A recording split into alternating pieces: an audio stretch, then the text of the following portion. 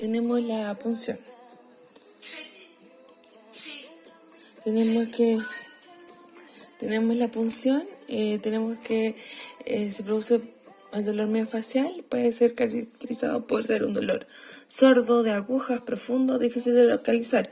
Se produce cuando hay un punto activo hiperirritante y se ubica en la banda tensa de ese músculo o en la fascia muscular.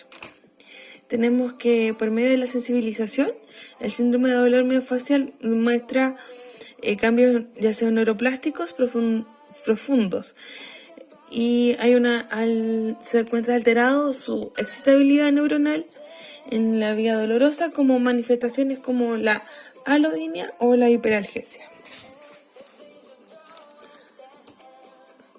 Tenemos que el dolor muscular es distinto al dolor miofacial porque contiene neuronas específicas nociceptivas, como neuronas del troncoencéfalo, tiene neuronas de la médula y produce activación de zonas que son únicas y están relacionadas con la zona afectiva.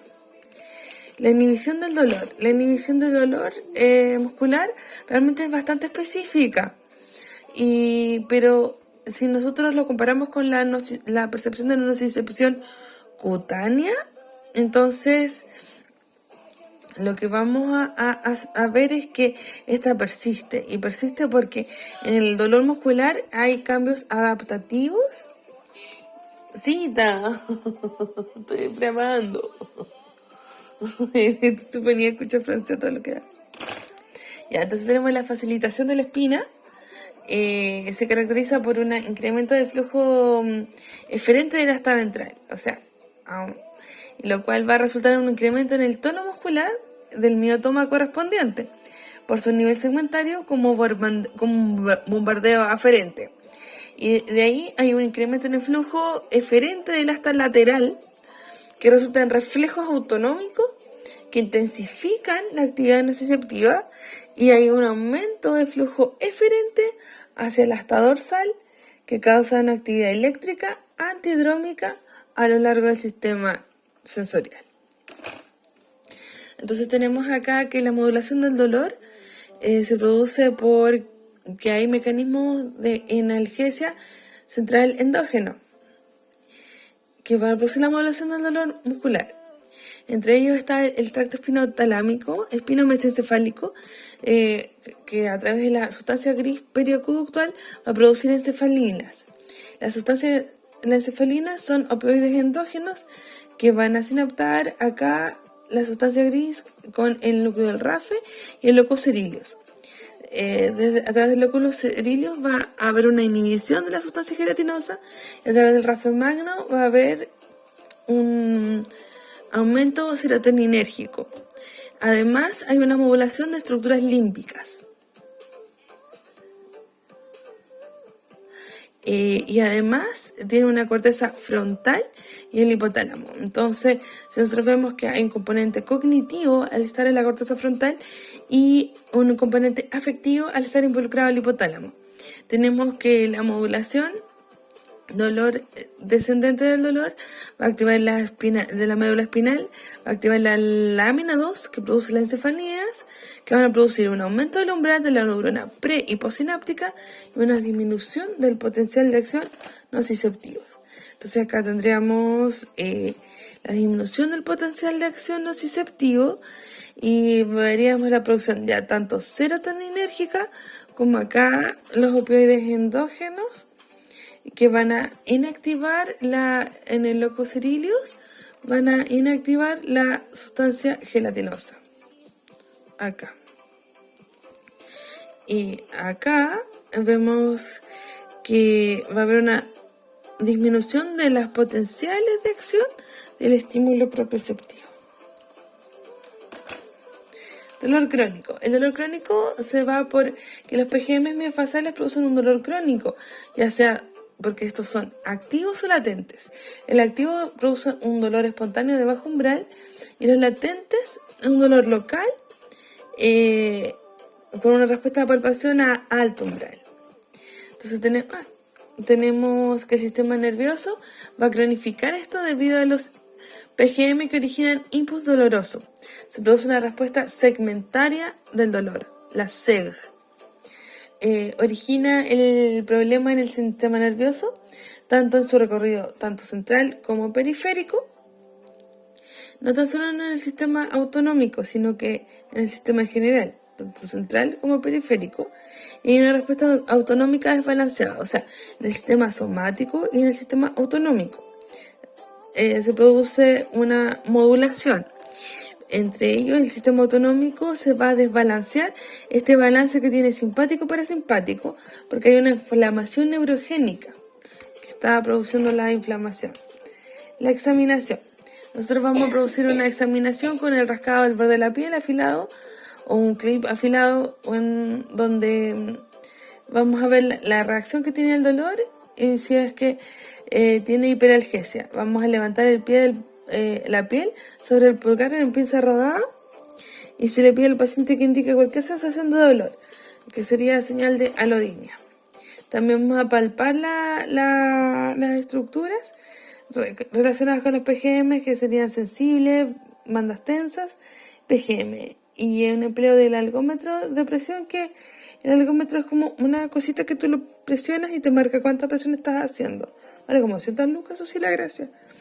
Pero es como poner un dedito y poder medir la presión que se hace. La palpación de los tendones, que son segmentarios, está las tendinitis, las entesitis, las bolsas, la bursitis, los ligamentos, los 15 ligamentos, que son como los dolores referidos, ¿no? Y el empleo del algómetro, que es el que decía, se puede decir medir la sensibilidad. La palpación digital.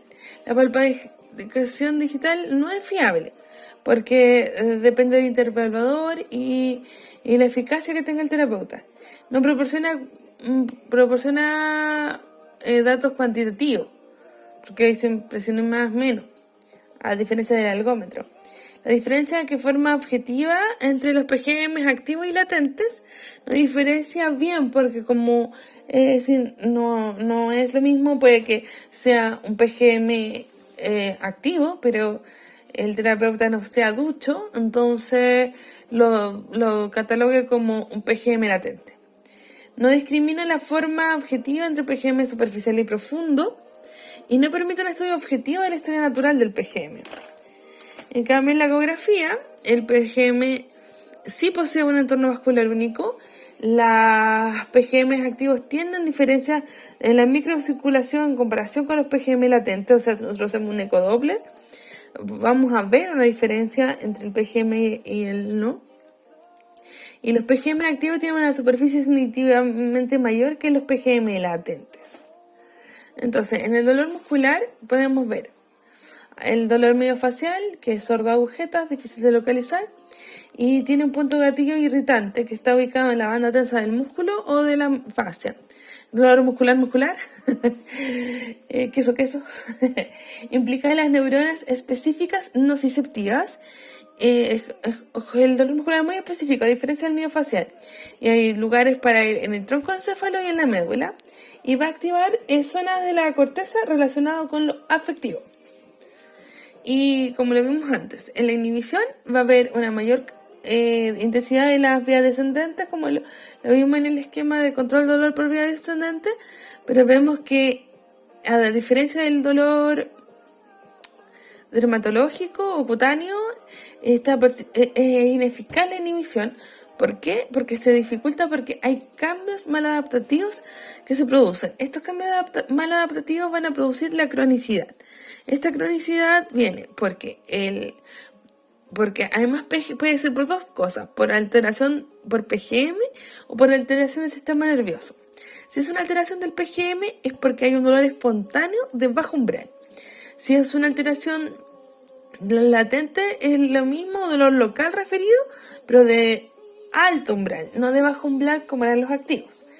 En el crónico puede tener una afección en el sistema nervioso, tanto central o periférico, estamos hablando del autonómico acá, que sea una afección tanto de primera o segunda motoneurona, que sea un camino que recorrió este dolor crónico que está alterado por las láminas o por los tractos la lámina de los tractos, o porque efectivamente va a otras zonas de el sistema nervioso central. Hay componentes más afectivos y componentes cognitivos también. Y también a través del sistema nervioso se puede producir una respuesta autonómica desbalanceada del sistema simpático parasimpático, que es lo que se conoce como inflamación neurogénica. Entonces tenemos acá que están los PGM del área posterior, donde están los multífidos. Si vemos los multífidos cómo pueden irradiar acá, y donde nosotros pinchando el multífido podemos sacar todo ese dolor, porque a veces no es tan intuitivo, sobre todo de la cara lateral de la pierna y la anterolateral del muslo. El cuadrado lumbar, que tiene varios componentes acá, cómo se puede presentar dependiendo de las fibras. Recordemos que el cuadrado lumbar tiene una zona laterocraneal, laterocaudal, medial craneal y medial craneal y medial craneal y medial caudal. Aquí quedó mal. Esto es caudal. Porque recordemos que el cuadrado lumbar, muchos autores lo definen como tres zonas de fibras, o el otro lo promueven en 4 direcciones de fibra. Así que por eso nosotros tenemos tanto cuadrado lumbar. Tenemos el ojísimo lumbar, y acá vemos cómo se funciona, que se puede confundir con el psoas a veces, donde da el dolor. Vamos a ver la otra. Acá tenemos el recto abdominal, acá tenemos el piramidal. Vemos que el piramidal se puede confundir con el aductor. El recto abdominal tiene 3 partes, y sobre todo esta que da, a veces puede confundir con dolor de colon, cuando es la parte inferior del recto del abdomen, específicamente más del piramidal. Vemos como tanto el transverso como el oblicuo externo se parecen, porque van a afectar la boca del estómago, solamente que el oblicuo externo va a dar un dolor mayor que el transverso, y el oblicuo interno es más hacia la ingle. Tenemos acá al psoas ilíaco. Bueno, este es como muy intuitivo porque está en la zona del psoas ilíaco. Tenemos al glúteo mayor. Como que vemos también acá puede ser el dolor en el ano al defecar, pero es por un dolor de referido. El glúteo medio, que se pone acá más arriba hacia la zona del sacro, y el glúteo menor. También tenemos el tensor de la fascia lata finalmente, que se pone acá. Y eso sería la forma de punción, de la punción.